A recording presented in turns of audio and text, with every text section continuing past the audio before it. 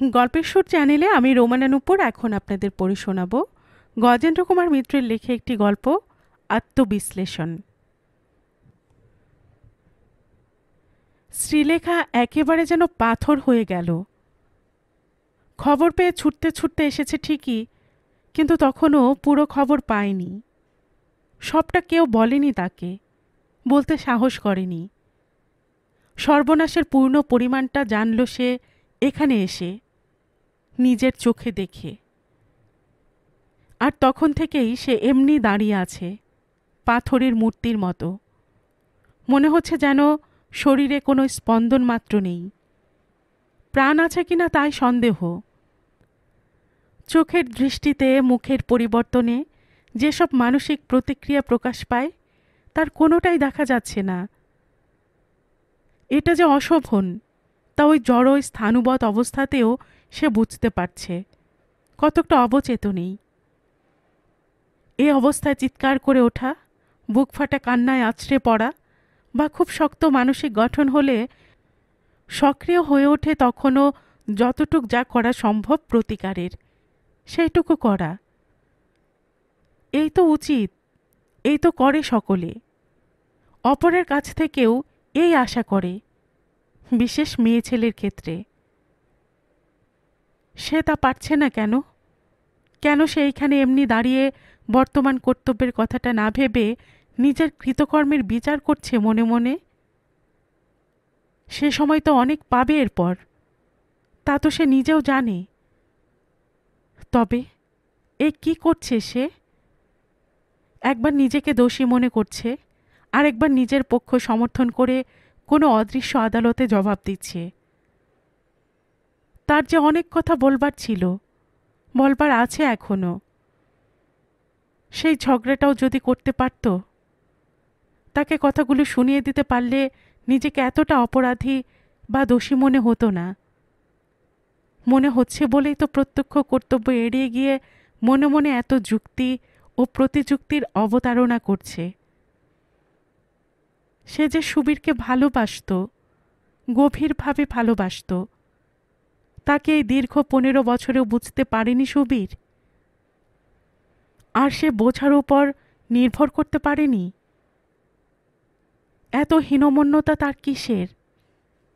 এটুকু আত্মবিশ্বাস তার থাকলো না কেন যে সে পাত্র হিসেবে বিয়ের সময় যেমন লোভনীয় ছিল, আজও স্বামী হিসেবেও সে তেমনি আকাঙ্ক্ষিত, আকর্ষক আছে? বিশ্ববিদ্যালয়ের ভালো ছাত্র সে। পাশ করার সঙ্গে সঙ্গেই বড় কলেজে অধ্যাপনার চাকরি পেয়েছিল। সুদর্শন, সচ্চরিত্র। কলকাতায় না থাকলেও দেশে বড় পৈতৃক বাড়ি আছে, আর সে দেশ খুব দূরেও নয়। ঠিক প্রেমের বিবাহ যাকে বলে তা নয়। তবে শ্রীলেখা তাকে দেখে, কথা বলে, বলতে গেলে উপযাচিকা হয়েই বিয়ে করেছিল। অর্থাৎ ওর মাসিমা সুবীরকে চিনতেন। ওর মনের ভাব বুঝে তিনিই কথাটা পারেন শ্রীলেখার কাছে। শ্রীলেখা হেসে মাথা নিচু করে। অতঃপর সেই মাসিমাই মধ্যস্থতা বা ঘটকালি করেন এ বিয়ের। সুবীরেরও ভালো লেগেছিল, বিয়ের পর ভালোও বেসেছিল। ভালোবেসেছিল বলেই স্ত্রীকে আরো ভালোভাবে রাখতে এত বড় স্বার্থত্যাগটা করল। পড়াতে ভালোবাসত সে, অধ্যাপনার কাজ নিয়েছিল ইচ্ছে করেই। সেই চাকরি ছেড়ে বেশি মাইনেতে এই চাকরি নিল। ঢুকেই ছিল 2000 টাকা মাইনেতে, এখন 2500 টাকা মাইনে পায়। এছাড়াও নানাবিধ অ্যালাউন্স আছে। বাইরে যেতে হয় প্রায়ই, তাতেও অনেক টাকা আসে। এই বাড়িও করেছে শ্রীলেখার মনের মতো করে। শ্রীলেখা শহরতলিতে থাকতে চায় তাই, নইলে সে দক্ষিণ কলকাতায় ভালো একটা ফ্ল্যাট কিনতে পারত। প্রথম বেসুর বাজল শ্রীলেখা এই স্কুলে চাকরি নিতেই সুবীর ঘোরতর আপত্তি করেছিল। তুমি ওই গাধা ঠ্যাঙাতে যাবে? গাধার খাটুনি স্কুলে পড়ানো, বিশেষ মেয়ে স্কুলে। কলেজ হলেও কথা ছিল। আর কেনই বা যাবে? তোমার কিসের অভাব? শ্রীলেখা জবাব দিয়েছিল, বেশ, তুমি চাকরি ছেড়ে দিয়ে ঘরে থাকো, আমি কোথাও যাব না। তুমি 9টায় বেরিয়ে যাও, ফেরো 7টার পর। মাসের অর্ধেক দিন তোমার বাইরে কাটে, ট্যুরে।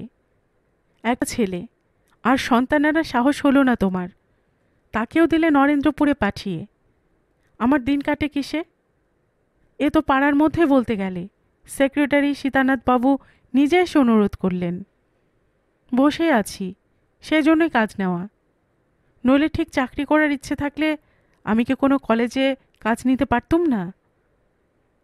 আমারও ইউনিভার্সিটি ক্যারিয়ার ফেলনার নয় মশাই, সেটা ইয়াদ রেখো।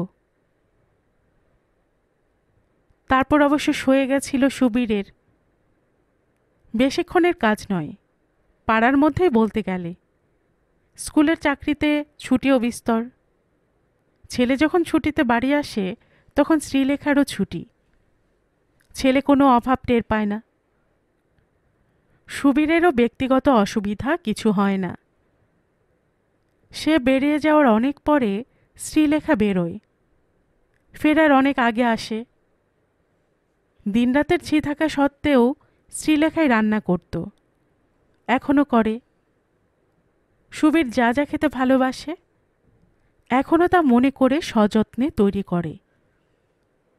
আর সুবীরের ছুটি আছে, শ্রীলেখার নেই, এমন ঘটনা ঘটে দৈবাত। সুতরাং এই চাকরি নেওয়াতে সুবীরের যে ভয় হয়েছিল তার সাংসারিক জীবনটা নষ্ট হয়ে যাবে, সে ভয়টা আর থাকে না। বিপদ বাঁধল শুভময় এসে শ্রীলেখাদের স্কুলে চাকরি নিতে। শুভময়ের বাড়ি উত্তরপাড়ায়। একটাকে পরীক্ষার পর দীর্ঘ অবসর কাটাতে এসেছিল এ পাড়ায় ওর মামার বাড়িতে। শুভময়ের মামা কল্যাণবাবুদের সঙ্গে এদের সৌহার্দ্য দীর্ঘদিনের। সেই সূত্রে শুভময়ও আসা যাওয়া করত। সে এখন থেকে বছর 4 আগের কথা। ছুটির শেষে বাড়ি চলে গেছিল সে। কদাচ কখনো এলে 1-8বার দেখা করে যেত হয়তো, এইটুকু মাত্র। আদৌ কোনো ঘনিষ্ঠতা ছিল না। চাকরিটা যে সে এখানে কোনো তদবির করে নিয়েছে তা নয়, বেকার বসেছিল। সায়েন্সের ছাত্র। সীতানাথ বাবুই কল্যাণকে অনুরোধ করেছিলেন, তোমার ভাগ্নেটাকে দাও না, দিন কতক পড়াক, ভালো চাকরি পেলে সেখানেই যাবে অবশ্য, আমিও না করব না, ততদিন করুক না। আমাদেরও আজ 3 মাস সায়েন্সের টিচার নেই। অবশ্য আজকাল স্কুলের চাকরিও নেহাত ফেলনা নয়, নতুন আইএএস এর মাইনে বলতে গেলে। হয়তো কতকটা অনিচ্ছাতে এসেছিল শুভময়, কিন্তু কে জানে কেন সে অনিচ্ছা ওর বেশি দিন রইল না। কারণটা কি তা শ্রীলেখাও বোঝেনি, তা নিয়ে মাথাও ঘামায়নি। অনেকে মাস্টারি পছন্দ করে, সুবীরও তো করত। তাকে যে মোটা মাইনের চাকরির জন্য শিক্ষকতা ছাড়তে হলো সেটা একরকম ট্র্যাজেডি তার কাছে। পড়াতে চায় পড়াক না, ভালোই তো। মূল কারণটা যখন অবশেষে সুস্পষ্ট, বলতে গেলে সুপ্রত্যক্ষ হয়ে উঠল, তখন শ্রীলেখারও বিস্ময়ের অবধি রইল না। এ কারণের কথা সে কখনো ভাবেনি, সুদূর চিন্তাতেও আসেনি। শুভময় তাঁর আকর্ষণে স্কুলে থেকে গেল, ব্যাংকের চাকরি পাওয়া সত্ত্বেও।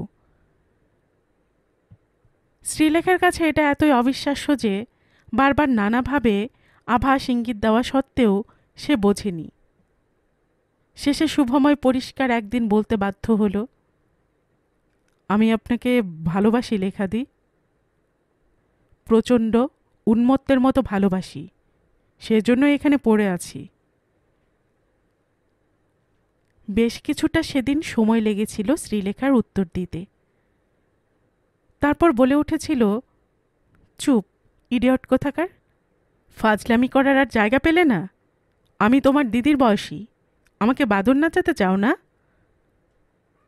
শুভ একেবারে ওর পায়ে হাত দিয়ে বলেছিল, এই আপনাকে ছুঁয়ে বলছি, যে কোনো দিব্যি গালতে বলবেন গালছি, এ নাচানো নয়, আমার অন্তরের কথা এটা। সত্যি যে ওর মুখের দিকে চেয়েই বোঝা যায়।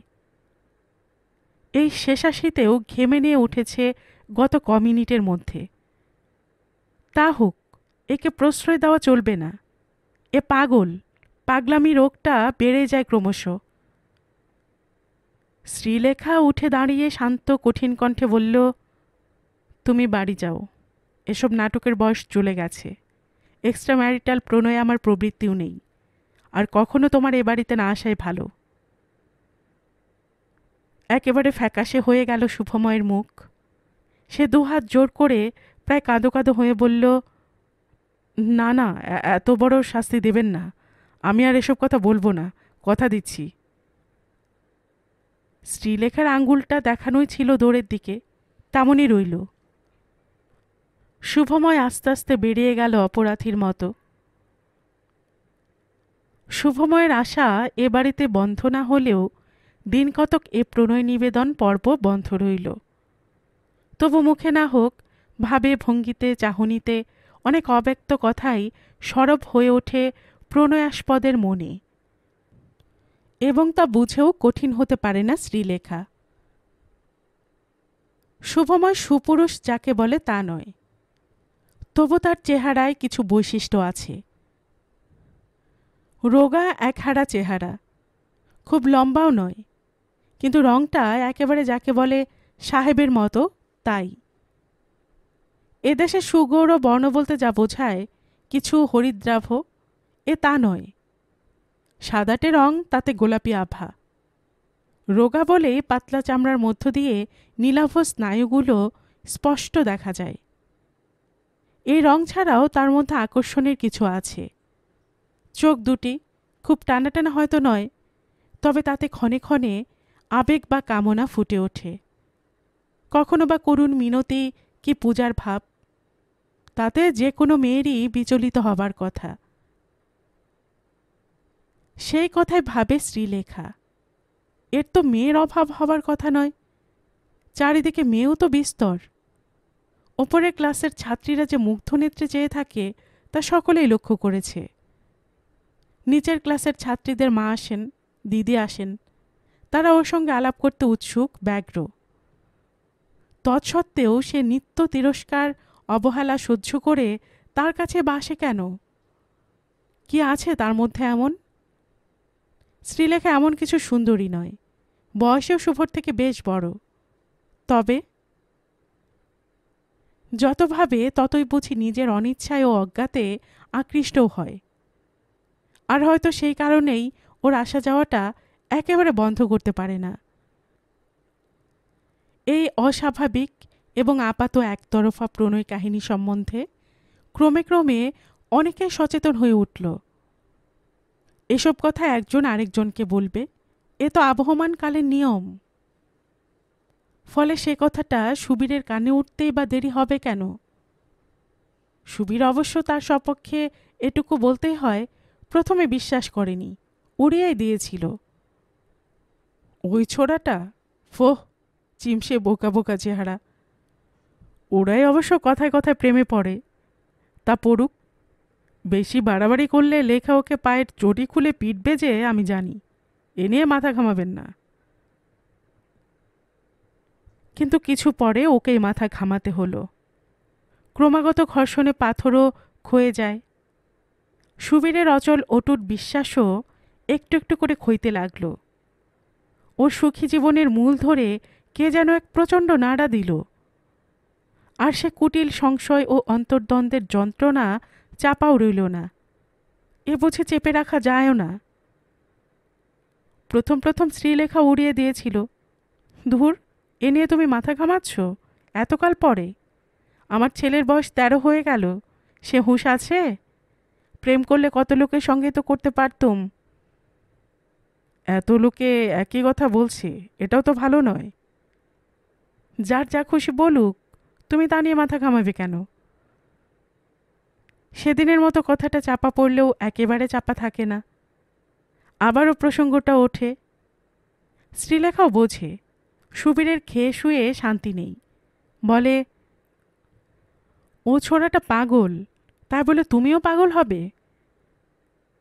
মুখ গোজ করে সুবীর বলে, ওকে এবারে আসতে বারণ করে দাও, অশান্তির কারণটা নির্মূল করাই তো ভালো। সে চেষ্টা কি আমি করিনি ভাবছ? গাল দিয়েছি, ভয় দেখিয়েছি, ছেলেটা পায়ে পড়ে কান্নাকাটি করে। এরপর তাড়াতে গেলে ছোটলোকমি করতে হয়। আর দেখো, স্বামী স্ত্রীর সম্পর্কে এই ধরনের সন্দেহ বিষাক্ত ঘায়ের মতো। একে চাপা দেওয়া যায় না, নির্মূল করতে হয়। এই সন্দেহটাই মন থেকে দূর করো। ওকে বাড়ি আসতে বারণ করলে কি সন্দেহের কারণ দূর হবে? একই স্কুলে কাজ করব, দেখাশুনো, কথাবার্তা সবই হবে। তোমার মনে সন্দেহের কারণ তো থেকেই যাবে। যদি প্রেম করারই ইচ্ছে থাকে আমার, সুযোগ তো অজস্র। মেয়েদের চরিত্র পাহারা দেওয়া যায় না, বহু বইতেই তো পড়েছ। স্কুল ছেড়ে দাও। না, তুমি পাগল হতে পারো, আমি হইনি। শ্রীলেখা রাগ করে চলে যায়। কিন্তু যার দিনরাত্রি খাওয়া শোয়া সব বিষাক্ত হয়ে যায়, সে চুপ করে থাকবে এটা আশা করাই অন্যায়। শেষে প্রায় প্রতিদিনই এ প্রসঙ্গ নিয়ে কথা কাটাকাটি, শেষে কলহ বিবাদ শুরু হয়ে গেল। বিষাক্ত হয়ে উঠল শ্রীলেখার জীবনও। অথচ প্রতিকারও কি ভেবে পায় না। শুভকে নিষেধ করে, হাত ধরে অনুরোধ করে, সে কেঁদে ফাঁসিয়ে দেয়। কোনো মতেই কঠিন হতে পারে না শ্রীলেখা। শেষে একদিন তিক্ততা অসহ্য হতে কতকটা প্রতিশোধ নেবার জন্য তামাশা করে মজা দেখার জন্যই বলে, দেখো, তোমাকে তাহলে একটা কথা বলি। তুমি আমাকে খুবই ভালোবাসো তা আমি জানি। আমার জন্য কোনো ত্যাগ স্বীকারই তোমার কাছে অসম্ভব হবে না, এও বিশ্বাস করি। তুমি এটুকু মানিয়ে নাও লক্ষ্মীটি, আমি ওকে ছাড়তে পারবো না। ও বড্ডই ভালোবাসে, পাগলের মতো ভালোবাসে। এই বয়সে তরুণ ছেলের ভালোবাসা, এর মোহ সাংঘাতিক তা তো বোঝো। তবে আমিও কথা দিচ্ছি, তুমি যদি এমন কোনো তরুণীর প্রেমে পড়ো, আমি তোমাদের মিলনে বাধা দেব না। চুপ করে গেল সুবীর, একেবারে চুপ করে গেল। এরপর কদিন তবু একটু ভয়ে ভয়ে কাটালো শ্রীলেখা। কিন্তু যখন দেখল সুবীর সহজভাবেই খাওয়া দাওয়া করছে, রাত্রে ওর পাশে এসে শুচ্ছেও, গায়ে হাত দিতে গেলে হাত সরিয়ে দিচ্ছে না, তখন একটু নিশ্চিন্তও হলো। বুঝল সন্দেহটাই বেশি জ্বালা দিচ্ছিল সুবীরকে। নিশ্চিত হতে আর এত জ্বালা নেই। যথার্থ প্রেমের কাছে ঈর্ষার পরাজয় ঘটেছে এর আগেও। এ দৃষ্টান্ত জীবনে বিরল নয়। এই আপাত সহজ আচরণের আড়ালে সুবীর যে সাংঘাতিক মতলব ছিল তা স্বপ্নেও ভাবেনি শ্রীলেখা। শরীর খারাপের অজুহাত দিয়ে বাড়িতেই ছিল আজ। শ্রীলেখা স্কুলে, ছেলে নরেন্দ্রপুরে। ঝিকে সরিয়ে দেওয়া কঠিন নয়, একটা ছুতো করে বেশ খানিকটা দূরে পাঠিয়েছে। সুতরাং বাড়ি খালি। সে বাড়ির সমস্ত দরজা জানলা বন্ধ করে একখানি চিঠি লিখে রেখে টেবিলের উপর উঠে পাখার সঙ্গে দড়ি বেঁধে ফাঁস গলায় দিয়ে পা দিয়ে টেবিলটা সরিয়ে দিয়েছে। কেউ জানতে পারেনি, কেউ কোনো শব্দও পায়নি। চিঠিতে লেখা ছিল, আমি পারলুম না লেখা এত উদার হতে। আমি পারলুম না লেখা এত উদার হতে, তুমি আমাকে মাপ করো। ঝি এসে ডেকে সাড়া পায়নি। খুব চেঁচামেচি, দরজায় ঘা দেওয়াতেও না। এমনভাবে অসময়ে দরজা জানলা বন্ধ দেখে তারও কিছু সন্দেহ হয়ে থাকবে। সে পাশের বাড়িতে খবর দিয়েছে, পাড়ার আরও কিছু লোক জড়ো হয়েছে, তারপর দরজা ভাঙাও হয়েছে। অনিবার্য হিসেবেই পুলিশে ফোন করা হয়েছে। শ্রীলেখাকেও খবর দিতে দেরি হয়নি। ছুটে এসেছে শ্রীলেখা, কিন্তু তারপর থেকেই এমনি স্তম্ভিতভাবে দাঁড়িয়ে আছে। ওরা হাসপাতালে নিয়ে যাচ্ছে। এ সময় তার যাওয়া দরকার, দেখা দরকার। লোকে কি ভাবছে এসব কোনো কথাই তার মাথায় যাচ্ছে না। সে ভাবছে নিজের দোষ কতখানি। খবরটা শুনে পর্যন্ত সেই কথাই ভাবছে। তামাশা? না, নির্জলা তামাশা সে করেনি। এতদিনের বিরক্তি তার মনেও জ্বালা ধরিয়েছিল। অসহ তিক্ততা কতকটা তারই প্রতিশোধ নিতে এই মিথ্যে কথাগুলো বলেছিল। কিছু যন্ত্রণা সুবীরও ভোগ করুক এই ভেবেই। আর স্বামী কতটা ভালোবাসে বোধ করি তার চরম পরীক্ষার কথাও মনে ছিল। কিন্তু শুধুই কি তাই? আজ এই মুহূর্তে মনের মধ্যে একটা কুটিল সন্দেহ দেখা দিয়েই আরও তাকে অনড় অবশ করে দিচ্ছে। যা বলেছে সুবীরকে তা কি সবটাই মিথ্যে? একটা তরুণ ছেলের, রূপবান না হলেও সুদর্শন, শিক্ষিত, ভদ্র, এই ঐকান্তিক ভালোবাসা যা লজ্জা, অপমান, লোকনিন্দা কিছু গ্রাহ্য করেনি, পুজোর মতো করেই যে ভালোবেসেছে, পায়ে পড়ে থাকতে চেয়েছে, শয্যায় ওঠার কথা মুখেও আনেনি, তাকে ওকে একটু একটু করে দিনে দিনে তিলে তিলে আকৃষ্ট করেনি? সে কি মুক্তি চায়নি? চায়নি অন্তত 2 দিনের জন্য ওই ছেলেটার আশ মেটাতে, তাকে সুখী করতে, আর সেই সঙ্গে নিজেরও আশ মিটিয়ে নিতে, সুখী তৃপ্ত হতে? অর্ধসত্য বলে কি যাচাই করে দেখতে চায়নি স্বামী তার এই অনাচার মেনে নেন কি না? কে জানে, সেইটাই স্থির করতে পারছে না।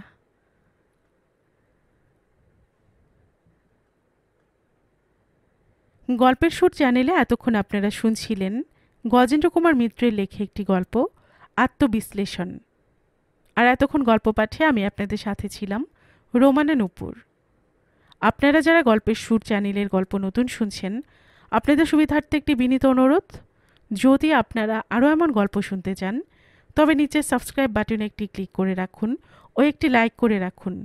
এতে এই চ্যানেলের ভিডিওগুলি খুঁজে পেতে আপনাদের সুবিধা হবে। আর পাশে থাকা বেল বাটনটি চেপে রাখুন যাতে নতুন কোনো গল্প দেওয়ার সাথে সাথেই আপনাদের কাছে নোটিফিকেশন চলে যায়। সবসময় সবাই খুব ভালো থাকুন, সুস্থ থাকুন ও আনন্দে থাকুন, এই প্রার্থনা রইল।